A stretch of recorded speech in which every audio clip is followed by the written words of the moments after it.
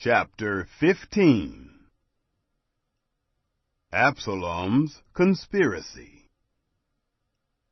It happened after this that Absalom prepared him a chariot and horses, and 50 men to run before him.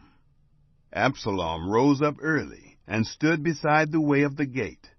It was so that when any man had a suit which should come to the king for judgment, then Absalom called to him and said, "What city are you from?" He said, "Your servant is of one of the tribes of Israel." Absalom said to him, "Behold, your matters are good and right, but there is no man deputized by the king to hear you." Absalom said moreover, "Oh, that I were made judge in the land, that every man who has any suit or cause might come to me, and I would do him justice." It was so that when any man came near to do him obeisance, he put forth his hand and took hold of him and kissed him. Absalom did this sort of thing to all Israel who came to the king for judgment. So Absalom stole the hearts of the men of Israel. It happened at the end of 40 years that Absalom said to the king, "Please, let me go and pay my vow, which I have vowed to Yahweh in Hebron. For your servant vowed a vow while I stayed at Geshur in Syria, saying, 'If Yahweh shall indeed bring me again to Jerusalem, then I will serve Yahweh.'" The king said to him, "Go in peace." So he arose and went to Hebron. But Absalom sent spies throughout all the tribes of Israel, saying, "As soon as you hear the sound of the trumpet, then you shall say, 'Absalom is king in Hebron.'"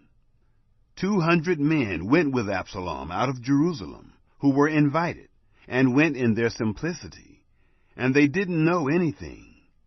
Absalom sent for Ahithophel, the Gilonite, David's counselor, from his city, even from Gilo, while he was offering the sacrifices. The conspiracy was strong, for the people increased continually with Absalom. David flees Jerusalem. A messenger came to David, saying, "The hearts of the men of Israel are after Absalom." David said to all his servants who were with him at Jerusalem, "Arise, and let us flee, for else none of us shall escape from Absalom. Make speed to depart, lest he overtake us quickly, and bring down evil on us, and strike the city with the edge of the sword." The king's servants said to the king, "Behold, your servants are ready to do whatever my lord the king chooses." The king went forth, and all his household after him. The king left 10 women who were concubines to keep the house. The king went forth, and all the people after him, and they stayed in Beth-merach. All his servants passed on beside him, and all the Kerethites, and all the Pelethites, and all the Gittites. 600 men who came after him from Gath passed on before the king. Then the king said to Ittai the Gittite, "Why do you also go with us? Return and stay with the king, for you are a foreigner, and also an exile. Return to your own place, whereas you came but yesterday. Should I this day make you go up and down with us, since I go where I may? Return, and take back your brothers.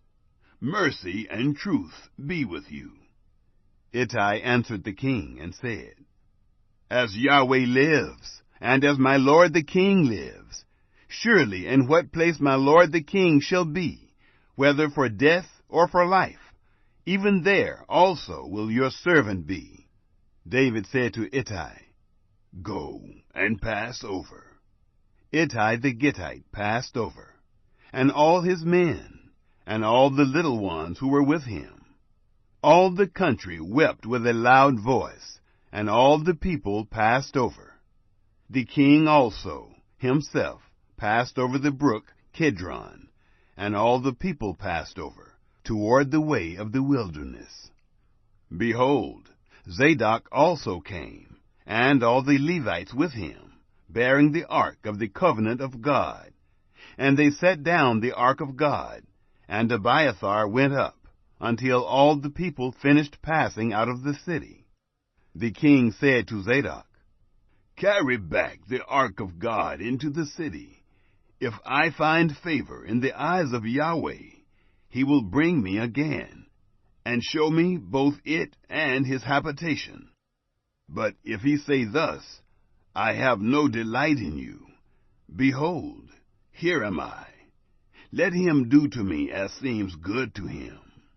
The king said also to Zadok the priest, "Aren't you a seer?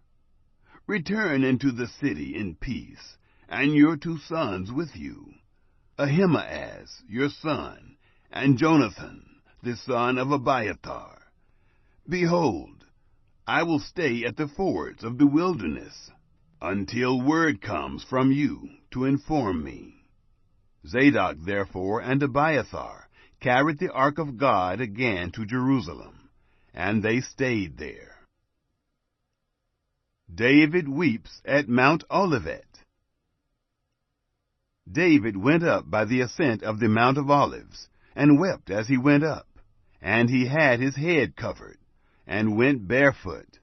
And all the people who were with him covered every man his head, and they went up, weeping as they went up. Someone told David, saying, "Ahithophel is among the conspirators with Absalom." David said, "Yahweh, please turn the counsel of Ahithophel into foolishness." It happened that when David had come to the top of the ascent, where God was worshipped, behold, Hushai the Archite came to meet him with his coat torn, and earth on his head. David said to him, "If you pass on with me, then you will be a burden to me. But if you return to the city and tell Absalom, I will be your servant, O king. As I have been your father's servant in time past, so will I now be your servant. Then will you defeat for me the counsel of Ahithophel. Don't you have Zadok and Abiathar the priests there with you? Therefore it shall be, that whatever thing you shall hear out of the king's house, you shall tell it to Zadok and Abiathar the priests.